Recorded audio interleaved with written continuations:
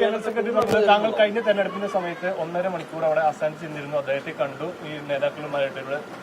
ഞാൻ ഒരു പ്രാവശ്യമല്ലല്ലോ, പല പ്രാവശ്യം ഞാൻ പെരുന്നയിൽ പോയിട്ടുണ്ട്. ഞാൻ വെള്ളാപ്പള്ളി നടേശന്റെ കണിച്ചുകുളങ്ങരയുള്ള വസതിയിൽ പോയിട്ടുണ്ട്.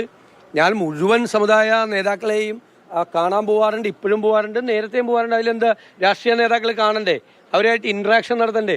കഴിഞ്ഞ തെരഞ്ഞെടുപ്പിന് മുമ്പ് ശ്രീ ഉമ്മൻചാണ്ടിയും രമേശ് ചെന്നിത്തലയും ഉൾപ്പെടെയുള്ള ആളുകൾ എന്നോട് അഭ്യർത്ഥിച്ചനുസരിച്ചിട്ടാണ് ഞാൻ പെരുന്നയിൽ പോയി അദ്ദേഹത്തെ കണ്ടത്. അതിനെന്താ കുഴപ്പം? അതിനുശേഷം പ്രതിപക്ഷ നേതാവായതിനു ശേഷം ഞാൻ പറഞ്ഞല്ലോ ഇന്നലെ, ഞാൻ KC വേണുഗോപാൽ കൂടി അദ്ദേഹത്തെ സന്ദർശിക്കാൻ പോയിട്ടുണ്ട്. അദ്ദേഹം സുഖമില്ലാതെ കിടന്നപ്പോൾ ആശുപത്രിയിൽ അദ്ദേഹത്തെ കാണാൻ പോയിട്ടുണ്ട്. ഞാൻ ശ്രീ വെള്ളാപ്പള്ളി നടേശനുമായിട്ട് തിരുവനന്തപുരത്ത് വെച്ച് ഒരു കല്യാണ സമയത്ത് വെച്ച് അദ്ദേഹവും ഞാനുമായിട്ട് ദീർഘനേരം സംസാരിച്ചിട്ടുണ്ട്. അതെന്താ അർത്ഥമാക്കുന്നത് എനിക്ക് മനസ്സിലായി. ഏത് വോട്ടെന്ന് പറയുന്നത് അവരുടെ ആരെങ്കിലും കയ്യിലിരിക്കുന്നതാണ് വോട്ട്, ജനങ്ങൾ നൽകുന്ന വോട്ടല്ലേ. നമ്മൾ എന്താണ്, രാഷ്ട്രീയ നേതാക്കൾ, സ്ഥാനാർത്ഥികൾ, എല്ലാ വിഭാഗം ആളുകളോട് വോട്ട് അഭ്യർത്ഥിക്കില്ലേ?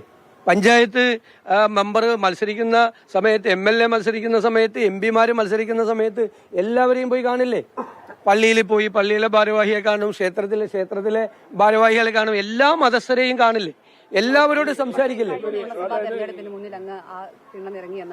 അല്ലല്ല, അത് പോകുന്നത് അങ്ങനെയാണ് അവർ കരുതുന്നതെങ്കിൽ പോകാതിരിക്കാം, അല്ലാതെ നമ്മൾ എന്ത് ചെയ്യാൻ പറ്റും? അല്ല ഞാൻ പിന്നീടും പോയല്ലോ. ഞാൻ ഏത് സംഘടനയാണ് തള്ളി പറഞ്ഞേക്കുന്നത്? നിങ്ങൾ പറ. അല്ലല്ല, ഞാൻ പണ്ട് പറഞ്ഞിരിക്കുന്ന നിങ്ങൾ പറ, നിങ്ങളുടെ കയ്യിലൊക്കെ റെക്കോർഡുണ്ടല്ലോ. അല്ല, നിങ്ങളുടെ കയ്യിൽ റെക്കോർഡുണ്ടല്ലോ. ഞാൻ ഏത് സമുദായത്തെയാണ് കേരളത്തിൽ തള്ളി പറഞ്ഞിട്ടുള്ളത്? ഒരു സമുദായത്തെയും തള്ളി പറഞ്ഞിട്ടില്ല.